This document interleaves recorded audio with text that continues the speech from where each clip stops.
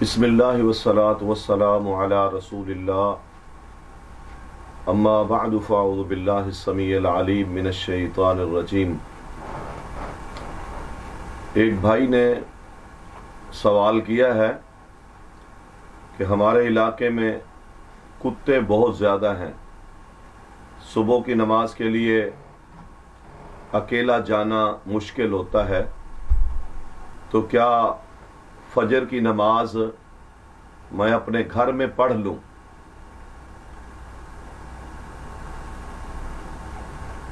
मोहतरम भाइयों, नमाज अल्लाह ताला की तरफ से एक फरीदा है और इसको अदा करना हर मुसलमान पर फर्ज है।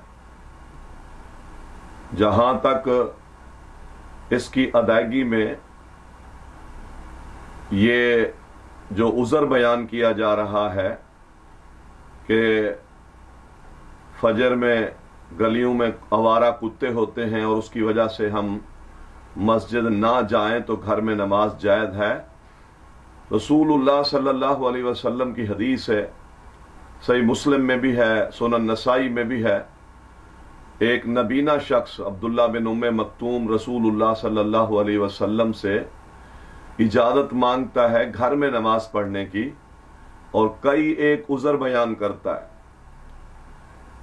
एक उज़र तो ये है कि भाई मैं नाबीना हूं, लैस अली काइदुन, मुझे कोई मस्जिद में लाने वाला नहीं है। इसी तरह इन्नल मदीनता कसीरतुल हवामी वस्सिबाई, मदीने के अंदर बहुत सारे दरिंदे भी हैं और मूजी जानवर भी हैं, लिहाजा नबीना भी हूं, लाने वाला भी कोई नहीं, क्या मैं घर में नमाज पढ़ लूं? खुलासा ये है उसका, रसूलुल्लाह सल्लल्लाहु अलैहि वसल्लम ने उनसे कहा, अतस्माउन निदा, क्या तू अजान सुनता है? फरमाया हाँ अजान सुनता हूं। फरमाया फा अजिब, तो आपको आना पड़ेगा। ये इतना अहम मसला है कि नबी अलैहिस्सलातु वस्सलाम ने नबीना को घर में नमाज पढ़ने की इजाजत नहीं दी। हालांकि उसके बाद एक उज़र नहीं है, कई उज़र हैं। हमारी गली में अगर आवारा कुत्ते हैं तो क्या बाकी जरूरत के कामों से हमें वो रोक देते हैं? हम बाकी जरूरत के काम नहीं करते, अपने घर से बाहर नहीं निकलते। ये बिल्कुल गलत बात है। आवारा कुत्तों को भगाया भी जा सकता है, उनका बंदोबस्त भी किया जा सकता है, कुछ और साथी बनाए जा सकते हैं जो आपके साथ सुबह की नमाज में साथ चले जाएं। और खुदा न खास्ता अगर इसी फजर के दौरान घर के अंदर कोई अचानक मरीज हो जाए तो क्या हम अस्पताल नहीं लेके जाएंगे उसको कि रास्ते में कुत्ते हैं? तो ये सारी सुस्ती वाली बात है, इसको दूर करना चाहिए और नमाज को बाजमात मस्जिद में अदा करना चाहिए। छोटे छोटे ये जो अवारिस हैं, इनकी वजह से मस्जिदों को छोड़कर घरों में मुसल्ले डालकर नहीं बैठ जाना चाहिए।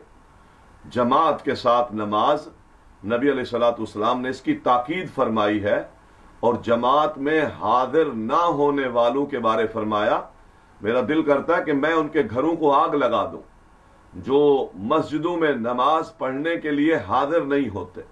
लिहाजा हमें मस्जिद में जाने की पूरी कोशिश करनी चाहिए और इस तरह के आवारिस को अपने फराइज की अदायगी के सामने आड़ नहीं बनने देना चाहिए।